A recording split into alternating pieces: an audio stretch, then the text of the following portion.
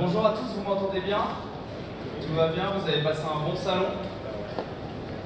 L'objectif là, ça va être de vous présenter un maximum de conseils. Je ne sais pas pour ceux qui sont déjà venus les années précédentes et il y a 2 ans. On avait fait 2 conférences à la suite. La première parlait des tendances qui allaient bouleverser l'immobilier.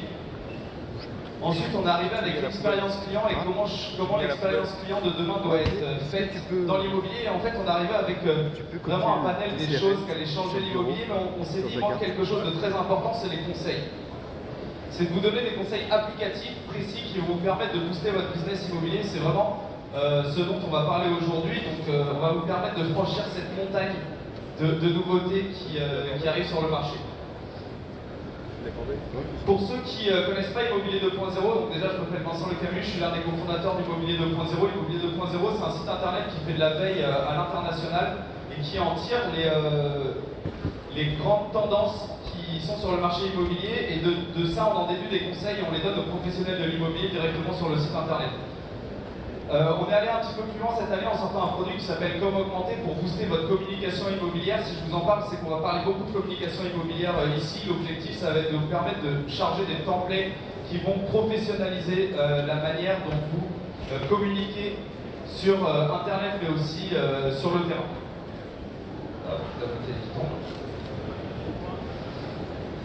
Avant toute chose, 45 conseils en 45 minutes, on l'a dit, ça fait un conseil par minute. C'est quelque chose qui va aller très très vite, donc je préfère vous mettre à l'aise dès le début. À la fin de la conférence, je vais vous donner un lien qui va vous permettre de télécharger l'ensemble des slides que je vais vous présenter aujourd'hui, qui va vous permettre de retrouver l'ensemble des conseils. Les slides sont bien faits, il y a les conseils qui sont écrits dessus, donc c'est assez facile pour vous après de les retrouver. Pas la peine de courir après les conseils, d'essayer de les noter parce que vous allez en perdre 2 si vous mettez 3 minutes à écrire, d'après mes calculs. Donc voilà, vous ne prenez pas la tête. Deuxième chose, 45 conseils, c'est pas 45 conseils à appliquer demain dans votre agence. Prenez les 3-4 conseils qui vous correspondent, que vous trouvez pertinents pour votre business, mais par contre, mettez-les vraiment en place et c'est comme ça que vous ferez la différence. Après, vous appliquerez les autres conseils les uns derrière les autres. J'ai déjà fait une longue intro, donc j'ai perdu du temps sur les conseils, je vais devoir me rattraper sur la suite. On va commencer tout de suite avec les messages publicitaires. Et je commence avec une phrase de Steve Jobs qui dit « Le plus compliqué, l'objectif le plus sophistiqué du monde, c'est de faire simple ». Et c'est ce qu'il faut faire dans la communication et dans la communication immobilière aussi.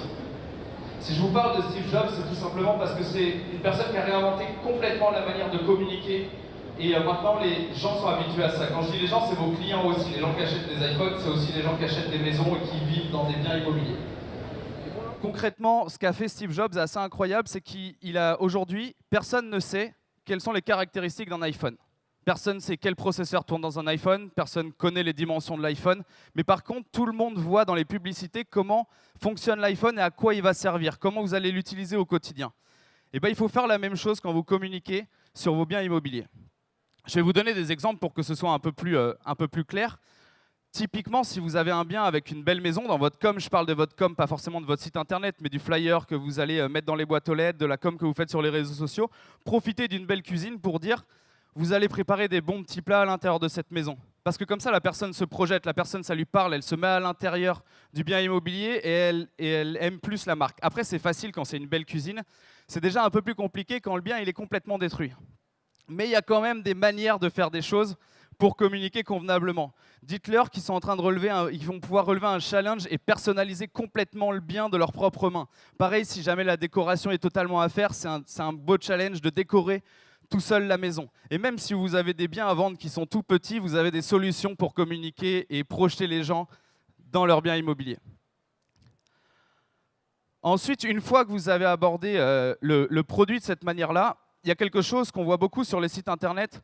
On sait très bien qu'aujourd'hui, c'est assez compliqué. Un agent immobilier, c'est un entrepreneur, c'est quelqu'un qui a commencé tout seul, qui a tout fait avec des bouts de ficelle, et ça se ressent de temps en temps sur les communications que font les professionnels de l'immobilier, où on sent que c'est fait avec des logiciels qui sont un petit peu dépassés. Ce qui veut dire qu'il y a un enjeu énorme derrière d'aller communiquer de manière professionnelle en faisant des beaux visuels, et vous allez pouvoir vous différencier par rapport à votre concurrence en professionnalisant l'approche que vous avez avec votre marketing immobilier. J'ai parlé de visuel parce que ce qu'il y a de plus important aujourd'hui dans la communication, c'est le visuel. Le visuel, c'est ce qui change complètement la manière dont on utilise Internet. Pour tous ceux qui ont des pas de porte, vous le savez très bien, si vous avez une belle maison avec une belle photo, les gens s'arrêtent devant votre pas de porte parce que vous avez une belle maison avec une belle photo. Quand vous êtes sur Facebook, c'est aussi très simple, vous scrollez, vous voyez des vidéos de chats et puis au bout d'un moment, vous allez potentiellement tomber sur un beau bien immobilier. Si le bien immobilier, le visuel, il n'est pas beau, personne ne s'arrête.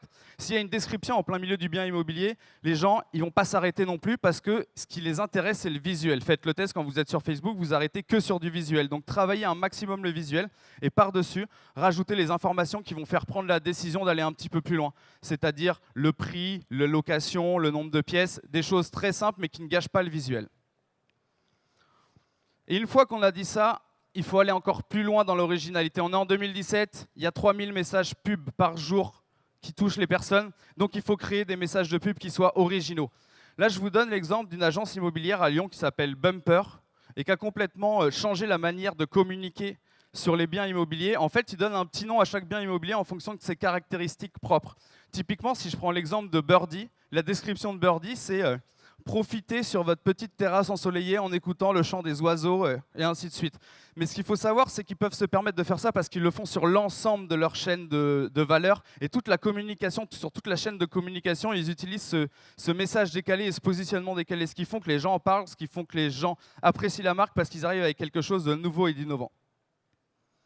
Et justement, faites-vous plaisir. On est en 2017, les gens sont sur les réseaux sociaux, ils voient énormément de messages publicitaires. Si jamais votre message il est banal, eh ben vous passerez pour une agence banale. Si jamais votre message il est original, il y a deux solutions. Soit le message n'est pas aussi bon que ce que vous pensez, et c'est pas grave, puisqu'aujourd'hui sur les réseaux sociaux, ça va tomber dans l'oubli. Soit il est aussi réussi que ce que vous pensez, et dans ce cas-là, il va gagner en viralité tout de suite. Et plus vous ferez plaisir, plus vous donnerez envie aux gens de travailler avec vous, parce que ça montre que vous êtes une agence sympathique, des agents immobiliers sympathiques avec qui on a envie de travailler. Fort de tous ces conseils, j'ai beaucoup insisté sur le visuel et pour moi, c'est vraiment le plus gros conseil que je peux vous donner aujourd'hui sur la partie pour réussir vos messages publicitaires. Votre meilleur investissement en communication, c'est d'investir dans de la photographie professionnelle. Pour les biens immobiliers, mais aussi pour vos équipes et pour vos agences. Parce que toutes ces photos professionnelles, vous allez pouvoir les réutiliser partout. Vous allez professionnaliser votre image de marque et les gens vont plus facilement venir vers vous. Vous aurez des clients qui sont plus quali. Donc investissez là-dedans parce que sinon, vous ne passerez pas pour un professionnel. Et quand on ne passe pas pour un professionnel, on a plus de mal à avoir des clients. Maintenant qu'on sait comment faire un message publicitaire, il ne faut pas oublier que le plus important dans la communication, c'est de maîtriser, c'est d'être professionnel, je vais beaucoup utiliser ce mot-là, mais c'est de bien maîtriser sa communication. Quand je dis maîtriser sa communication, ce n'est pas tellement sur les messages publicitaires, on l'a vu il y a quelques minutes, c'est plus sur votre approche de la communication. La première chose, c'est que si jamais vous voulez vous lancer quelque part, n'oubliez pas que vous dépensez de l'argent dans la communication, fixez-vous des objectifs. Quand vous communiquez à un endroit précis, c'est pour avoir des résultats précis. Donc fixez-vous des objectifs pour les atteindre. Un objectif, c'est quelque chose qui se fixe dans le temps. Ce n'est pas un objectif, un jour j'irai mettre un pied sur la Lune. C'est un objectif, dans 3 mois, je veux avoir atteint tel chiffre d'affaires, par exemple. Et ça, vous vérifiez dans 3 mois si vous avez atteint ou non votre chiffre d'affaires. Je ne vais pas m'étendre sur le sujet. Tout le monde sait comment on définit un objectif. Nous, on a une feuille de route qu'on vous donne qui est réservée normalement au premium, mais qu'on vous fournit dans l'URL de fin où vous allez pouvoir télécharger la feuille de route qui va vous permettre d'un objectif de découler des sous-objectifs pour atteindre vos objectifs à la fin de l'année, au bout des 6 mois et ainsi de suite. Une fois qu'on a défini ces objectifs, il faut définir des indicateurs clés de performance, des KPI comme on aime les appeler dans le milieu des geeks. L'objectif, ça va être de définir des KPI de communication, donc typiquement, ça va être le nombre de contacts générés, ou des KPI business, le nombre de ventes réalisées, par exemple. Et vous devez vous faire un tableau de bord pour suivre en temps réel si jamais vous êtes en train d'aller dans le bon sens ou non, pour pouvoir rectifier le tir au moment où il faut rectifier le tir et pas 6 mois après en disant « Ah ben non, finalement, en fait, ça n'allait pas dans le bon sens ». L'objectif, c'est vraiment de suivre en temps réel l'évolution de votre communication. Une fois que vous avez ça, je vais vous donner une règle qui est magique et que tout le monde doit appliquer, c'est la règle des 70-20-10. Aujourd'hui, vous devez investir 70% de votre budget communication dans des choses que vous avez testées et qui marchent, parce que vous allez continuer à faire vivre le business grâce à ça. C'est des choses que vous avez testées et qui marchent, donc les clients continueront à arriver. Les 20% qui suivent, vous devez les investir dans des choses que d'autres personnes ont testées et qui fonctionnent, mais que vous n'avez pas encore testé. Ça rajoute des cordes à votre arc pour pouvoir aller encore plus loin et évoluer dans votre business. Et les 10% qui restent, c'est ce que je préfère, c'est les investir dans des choses que personne n'a testées et vous ne savez pas si ça va marcher. Au pire, vous perdez de l'argent 5, 6, 7, 8, 10 fois, mais le jour où vous allez trouver le filon qui va vraiment booster votre business avec une grosse innovation, vous allez prendre une avance qui sera difficilement rattrapable. Donc, investissez dans des choses qui marchent, mais pas tout, et allez tester des choses pour avoir un maximum de cordes à votre arc pour communiquer correctement. Et je reviens là-dessus parce que c'est vraiment important. Je vous ai parlé de KPI, je vous ai parlé d'objectifs. Mesurez votre ROI. Aujourd'hui, dans une agence immobilière, si jamais vous avez des clients qui rentrent, vous devez, même si c'est sur un bout de papier, noter par quel biais vous avez touché ce client. Est-ce que c'est par un portail immobilier? Est-ce que c'est grâce à l'agence vitrine? Est-ce que c'est grâce à la communication fly que j'ai fait la semaine dernière? Vous devez le savoir parce que vous devez être capable de calculer votre coût par contact. C'est la première des choses. Et d'ailleurs, je vais faire une demande dans la salle aujourd'hui. Qui connaît son coût par contact? Ça se voit qu'on est au Rennes. D'habitude, j'ai 2 fois moins de mains levées et il n'y a pas beaucoup de mains levées dans la salle. Et du coup, le coût par contact, c'est la base. Quand je vois qu'il y a si peu de gens qui calculent leur coût par contact, je trouve ça assez dommage, sachant que pour moi, ce que vous devrez vraiment calculer, c'est le coût par vente. Parce qu'un contact, c'est bien. Mais un contact qui vous fait perdre du temps, ça ne sert à rien. L'objectif, c'est vraiment de vendre. Donc ce petit bout de papier sur lequel vous avez noté il vient de tel portail ou il est rentré grâce au travail que je fais dans la vitrine de l'agence, et ben vous devez le sortir au moment où il y a une vente qui se fait. Par où j'ai rentré le mandat, par où j'ai rentré le client acheteur. Où est-ce que je suis rentable? Est-ce que quand j'investis mon argent, je suis rentable? Et vous devez connaître et maîtriser ces chiffres-là pour pouvoir communiquer correctement dans votre agence immobilière. Maintenant qu'on a dit ça, je vais vous donner 2-3 petits conseils sur la communication qui sont super importants.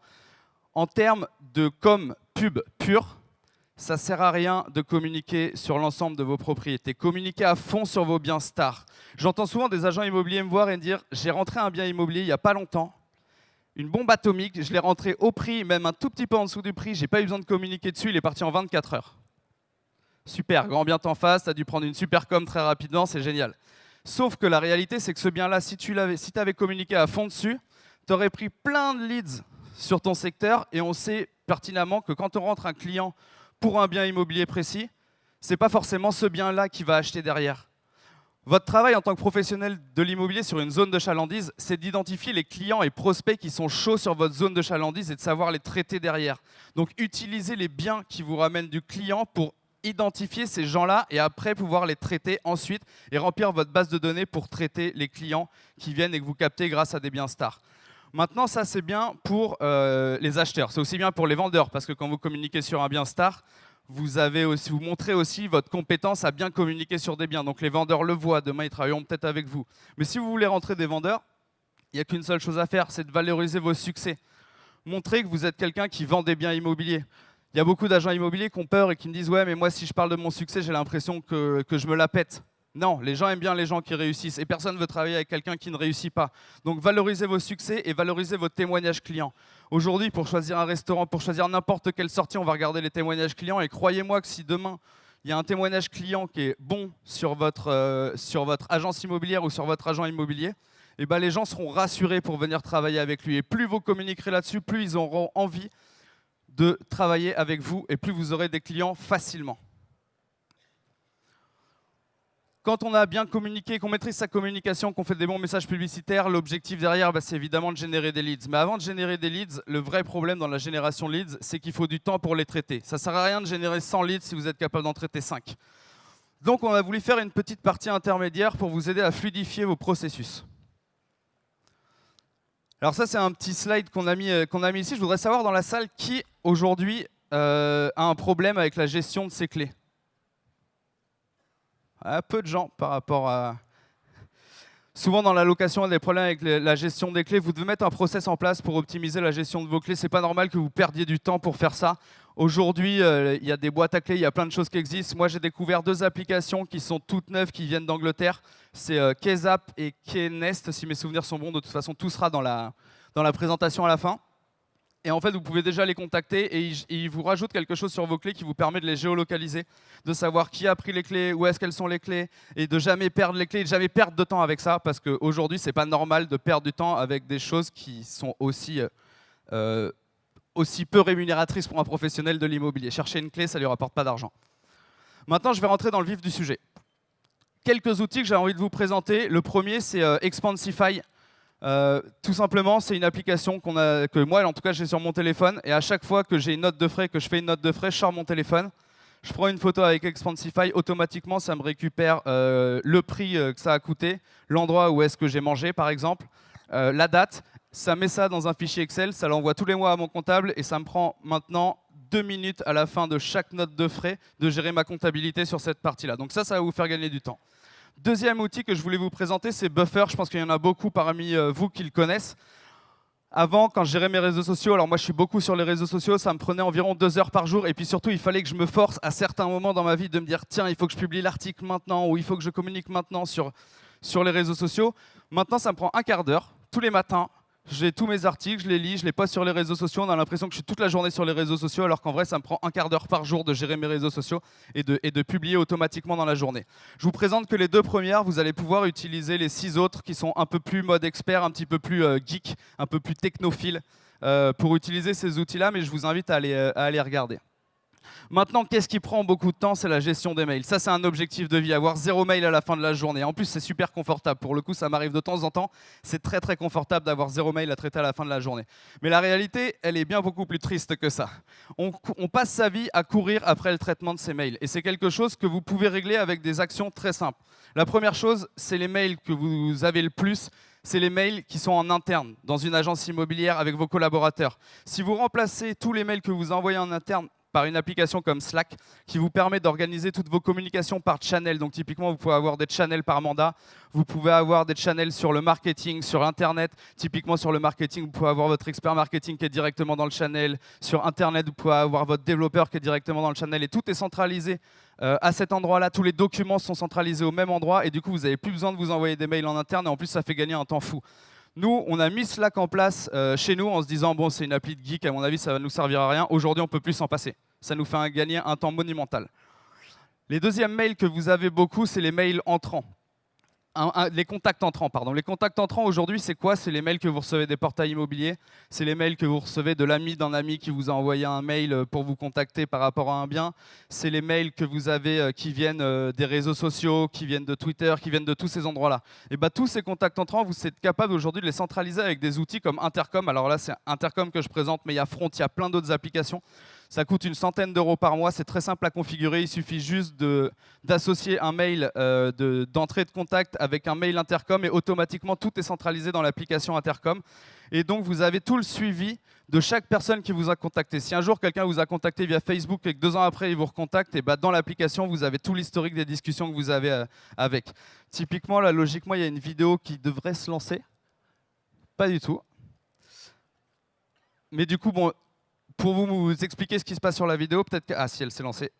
En gros, l'idée, c'est que pour chaque mail entrant, moi, je vais pouvoir très rapidement assigner à la bonne personne. Alors, dans l'immobilier, ça va être, si c'est pour tel négo, vous avez juste à l'assigner au bon négo et c'est lui qui va traiter la chose. Vous pouvez lui mettre un petit message, tiens, il m'a appelé hier, je te laisse un message ici. Et vous avez tout qui est centralisé à l'intérieur de cette application et vous pouvez vous renvoyer les contacts et ça vous fait gagner énormément de temps. Une fois qu'on a enlevé les mails qui sont en interne de l'agence, une fois qu'on a enlevé les mails qui sont les contacts entrants, il vous reste votre quotidien. Les mails que vous avez au quotidien à traiter tous les jours. Pour ça, je vous présente une application, peut-être que certains d'entre vous la connaissent, c'est Inbox de Google. Typiquement, c'est la version améliorée de Gmail sur téléphone mobile. C'est assez simple à gérer. Moi, aujourd'hui, je suis avec mon téléphone et mes mails, je les traite comme ça. Je vais sortir mon téléphone pour faire une super démo. Je les traite comme ça. Quand je fais ça, c'est que mon mail est traité. Quand je fais ça, je me renvoie un email pour plus tard, au moment où je dois le traiter. Et du coup, le matin, je prends 5 minutes, je fais tout ce que j'ai à faire et à la fin, il me reste 4 mails à traiter. C'est ce que je dois faire dans ma journée. Je l'utilise comme une liste des tâches. Typiquement, quelque chose qui fait très bien, là, je rentre de Lisbonne, et bah, tout mon voyage de Lisbonne, il m'avait mis toutes mes réservations d'hôtel, toutes mes réservations de billets d'avion et compagnie, tout centralisé sous le mot-clé Lisbonne. Il m'avait dit à quelle date je devais partir, dans quel terminal je devais aller, sans que j'ai besoin d'ouvrir les mails. Tout ça, ça fait gagner un temps fou. C'est des petits détails qui, au fur et à mesure, font gagner un temps fou. Et ce que j'adore dans cette application, alors c'est pas sur le slide, mais c'est qu'une fois que vous avez fini, vous allez voir si vous la téléchargez et que vous utilisez tous ces outils, c'est qu'à la fin, vous avez un petit soleil pour dire que vous avez traité tous vos mails. Et c'est super confortable quand on arrive à voir ce petit soleil, donc je vous invite à faire en sorte de voir ce petit soleil le plus souvent possible. Une fois que vous avez gagné tout ce temps-là en traitant vos mails, en optimisant la gestion de vos clés, eh ben, je vous invite à perdre du temps de nouveau pour en gagner encore plus.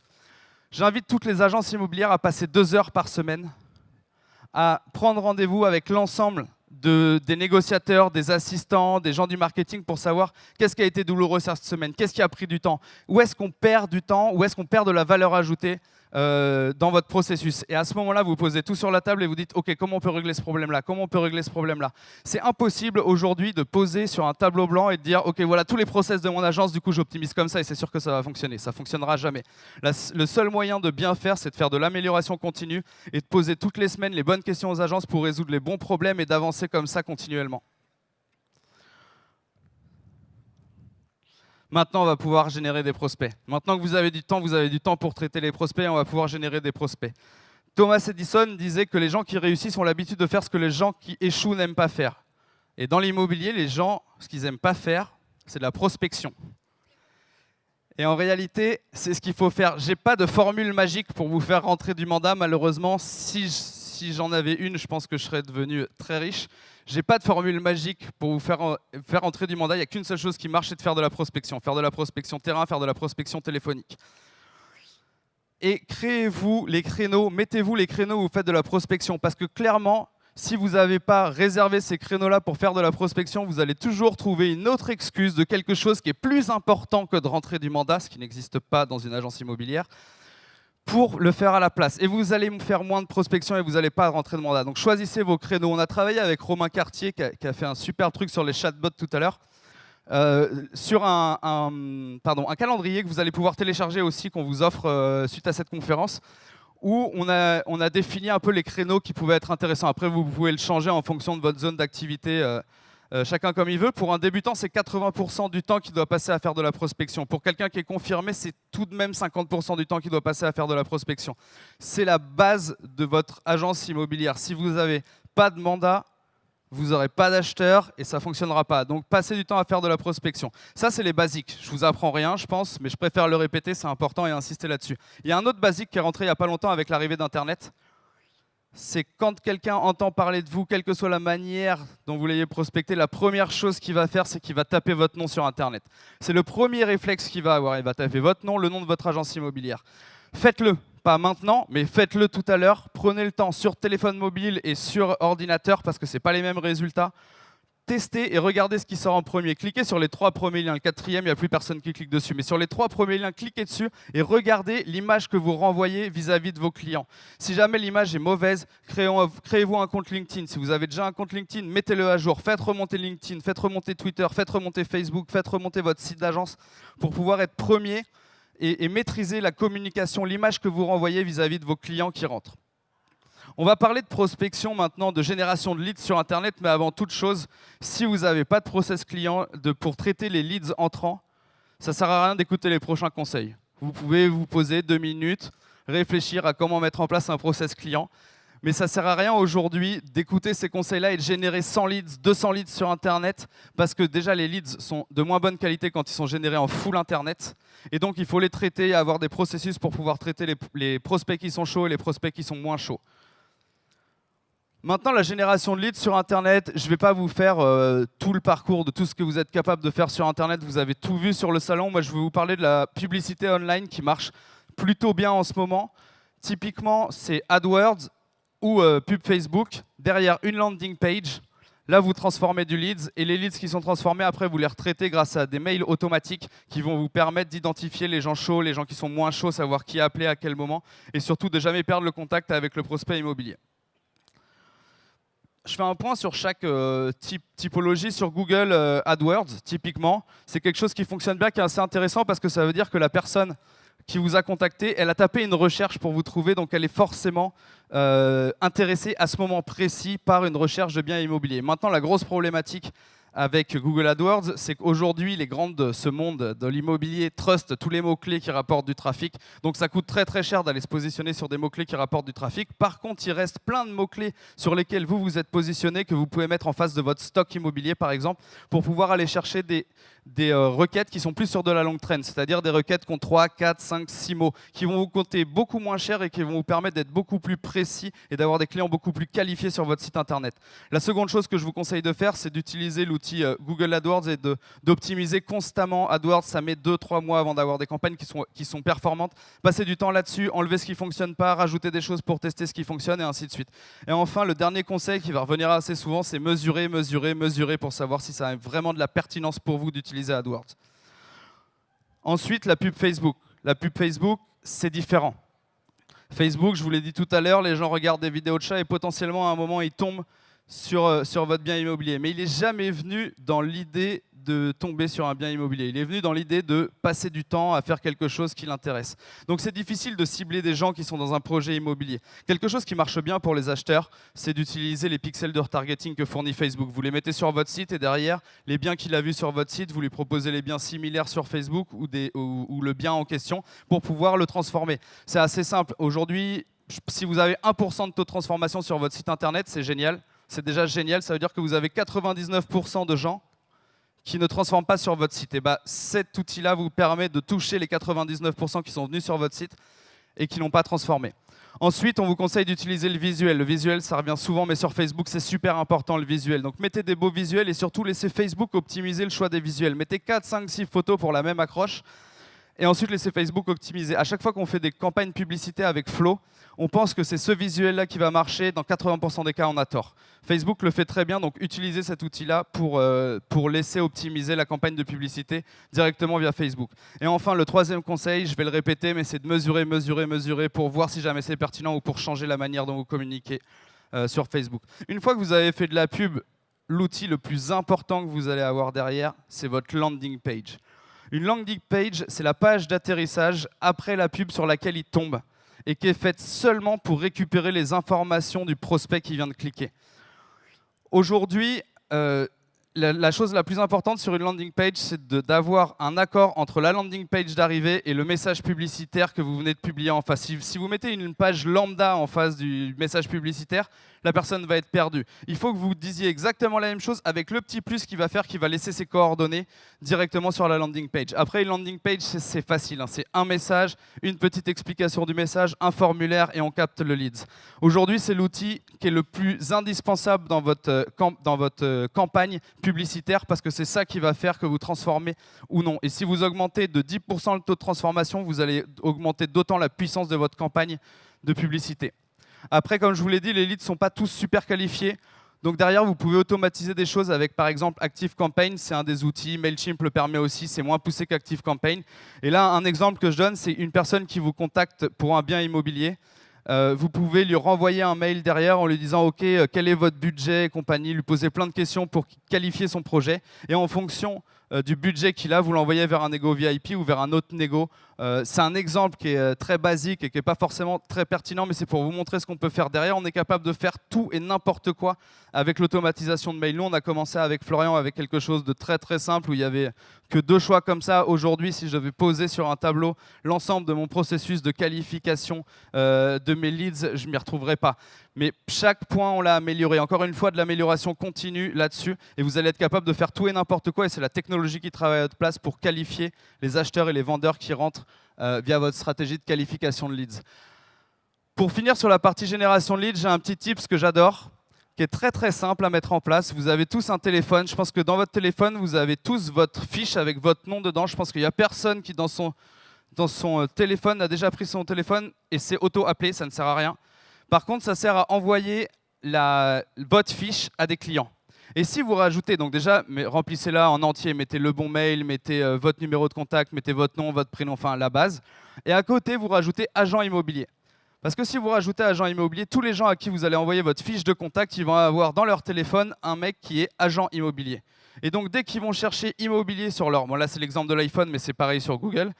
Dès qu'ils vont taper IMO, ils vont tomber sur vous en tant qu'agent immobilier. Et ça, pendant toute la vie où il aura son téléphone, surtout que maintenant les contacts ils sont synchronisés entre tous les outils, vous allez être l'agent immobilier numéro 1 référencé dans le téléphone des gens grâce à cette petite astuce qui prend 2 minutes. Vous pouvez tous le faire tout à l'heure. Maintenant que vous allez avoir plein de leads, il va falloir animer votre communauté. Animer sa communauté, vous l'avez tous compris, on va parler de réseaux sociaux parce qu'aujourd'hui les réseaux sociaux c'est totalement indispensable. Et quand on parle de réseaux sociaux dans l'immobilier, sur le terrain, on parle évidemment de Facebook. Tous vos clients, tous les gens que vous connaissez, toute votre communauté, tous vos apporteurs d'affaires, ils doivent être dans votre Facebook parce que En animant votre compte ou votre page Facebook, ils vont vous voir, ils vont penser à vous. Et dès qu'ils auront un projet immobilier en tête, la première personne qui viendront, c'est vous. Donc animez un maximum, rajoutez le maximum de clients sur Facebook. Petit tip, c'est très simple pour trouver un client. Des fois, ils n'ont pas leur vrai nom. Des fois, ils ont des homonymes, c'est assez compliqué de les trouver. Et ben, vous allez taper le numéro de téléphone de la personne directement dans la barre de recherche de Facebook. J'ai un problème avec les vidéos aujourd'hui. Bref, l'idée est que si vous tapez le numéro de téléphone de la personne directement dans la barre de recherche de Facebook, ça va être la personne en question qui va apparaître automatiquement. Et ce qui est bien avec un numéro de téléphone, c'est souvent on n'en a qu'un, donc c'est très facile d'identifier la personne comme ça. Ça marche aussi avec les mails. La seule différence, c'est que des mails, on en a plein, et donc vous n'allez pas forcément avoir le mail avec lequel il s'est inscrit sur Facebook aujourd'hui. La question qui revient le plus sur Facebook, c'est est-ce que j'utilise un profil professionnel? Est-ce que j'utilise une fanpage? Est-ce que j'utilise des groupes? Comment je communique sur Facebook? On est en 2017, vous devez avoir un profil professionnel sur Facebook. Il y a deux solutions à ça. Soit vous avez un profil à côté de votre profil personnel qui est professionnel, où vous communiquez que de manière professionnelle. Le souci, c'est que vous perdez du temps à maintenir deux comptes l'un à côté de l'autre. Si vous avez un compte professionnel, mettez votre vrai nom, et si vous avez un compte personnel, mettez un nom qu'on ne retrouve pas. L'autre solution, c'est d'avoir un compte Facebook sur lequel vous communiquez que de manière professionnelle. De manière éthique, c'est déjà mieux, moi je vous conseille ça. Vous allez gagner du temps, mais par contre, les photos de la soirée à 5 h du matin où vous êtes dans la piscine sans les vêtements, vous ne les mettez pas sur le réseau social, c'est hyper important. Ensuite, la fanpage, c'est une vraie question que vous êtes en droit de vous poser. Déjà, la première chose, c'est que la fanpage, elle est indispensable pour pouvoir faire de la publicité sur Facebook. Si vous avez une agence immobilière, que vous représentez une marque, vous devez avoir une fanpage sur Facebook. Maintenant, avoir une fanpage, ça veut dire l'animer, parce qu'une fanpage qui ne vit pas, ça va plus vous desservir que vous servir. Donc si vous y allez, allez-y vraiment. Et enfin, les groupes Facebook, c'est pour le mode expert, on va en parler tout à l'heure, je vais revenir dessus. Je refais un petit point là-dessus, on l'a déjà dit sur la partie communication, mais balancez pas toutes vos annonces sur Facebook. Concrètement, aujourd'hui, un bien comme celui-là, qui n'est pas très joli, combien il y a de chances qu'il y a une personne qui allume Facebook et à ce moment-là, il est ce projet immobilier-là, il veut habiter dans un bien qui n'est pas beau, et ils se disent « mais génial, trop bien qu'il ait posté ça à ce moment-là ».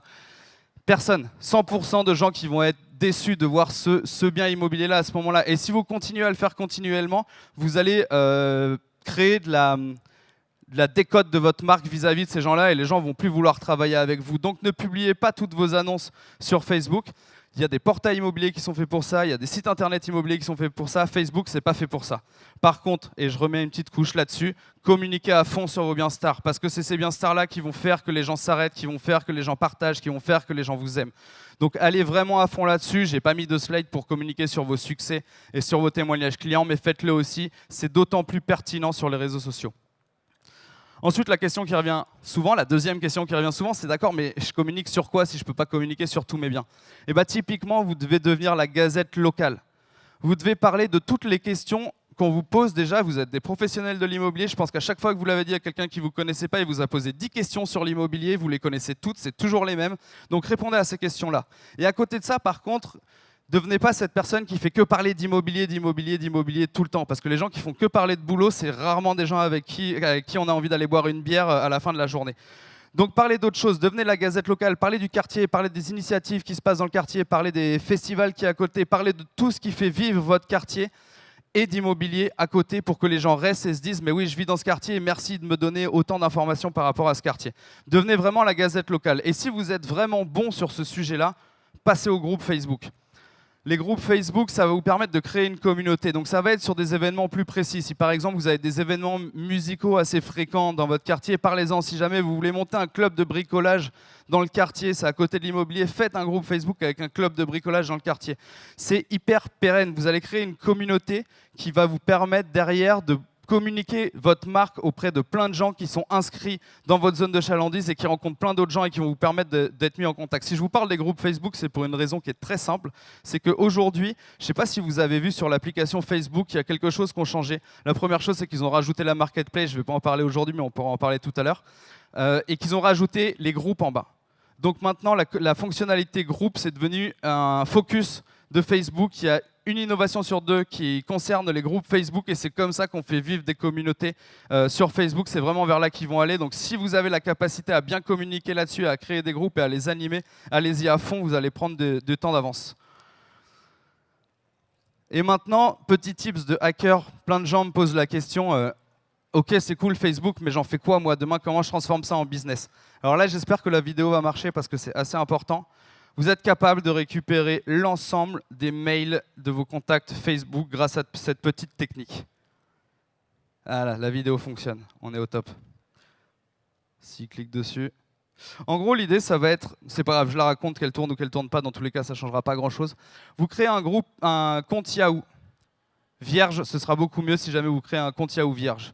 Vous allez dessus et vous allez cliquer en haut là, il y a un petit agenda, vous allez cliquer sur l'agenda et il y aura marqué « Connecter votre compte Facebook ». Vous connectez votre compte Facebook et automatiquement, ça va se connecter avec votre Facebook professionnel. De là, il va charger l'ensemble des messageries mail, enfin des adresses mail, pardon, de tous vos contacts Facebook et il va les charger directement dans Yahoo. Une fois que vous êtes là, vous n'avez plus qu'à cliquer sur l'ensemble des adresses mail, faites le télécharger en CSV, vous pouvez le mettre dans n'importe quel logiciel de transaction, dans n'importe quel logiciel de mailing, soit Mailchimp ou ActiveCampaign, et retraiter ces gens-là de manière classique comme vous avez l'habitude de le faire. Voilà un petit tips qui pourrait être intéressant. Je ne sais pas si vous avez vu la vidéo, mais dans tous les cas, en récupérant la présentation, vous allez pouvoir voir exactement comment on fait. C'est super simple, ça prend 2 minutes et vous avez tous les mails de vos contacts. L'avantage sur Facebook, c'est que la plupart des gens se sont inscrits avec leur vrai mail personnel. Donc vous allez vraiment pouvoir les toucher derrière facilement. Ensuite, il n'y a pas que Facebook, il y a aussi LinkedIn. Je vais vous donner 3 raisons d'être sur LinkedIn. Je vous en ai déjà donné une. C'est que c'est un des réseaux sociaux qui se positionne le plus vite en premier pour son réputation, donc utilisez-le déjà pour ça. La deuxième chose, c'est un petit tips tout bête, c'est que vous avez tous, ceux qui sont sur LinkedIn, déjà dû recevoir cette petite notification « Féliciter un tel pour son nouveau poste, pour son nouveau job ». Bah, typiquement, félicitez-le, mais pas sur LinkedIn. Passez-lui un coup de fil. Si c'est un ancien client, si c'est un prospect, si c'est quelqu'un qui est dans votre zone de chalandise, déjà, ça vous permet, vous, de raviver le contact. Mais surtout, c'est un gros incentive de dire, si jamais il change de poste, il y a peut-être un projet immobilier qui est en cours à ce moment-là. Pour un peu que le changement de poste ne se fasse pas du tout dans la même région, vous savez qu'il y a un mandat à aller chercher à ce moment-là. Donc profitez-en, c'est un truc tout bête, mais ça peut vous apporter des mandats assez facilement.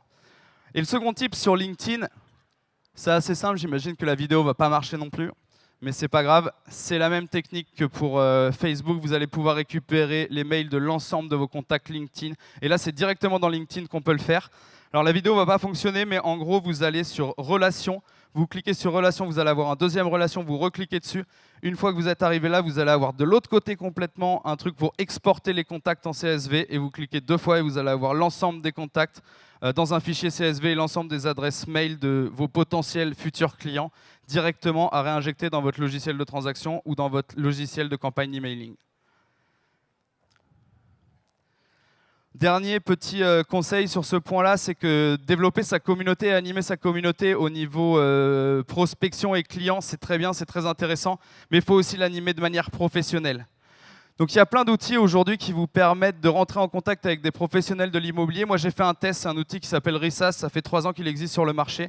Et je me suis dit, imaginons que j'ai un bien à vendre à Paris et que je veux acheter un bien à Montréal. Est-ce que je peux facilement trouver des agents immobiliers à Montréal? Je me suis connecté sur ce site, ça m'a pris 10 secondes, j'ai tapé Montréal, j'ai 333 agents immobiliers que je peux contacter.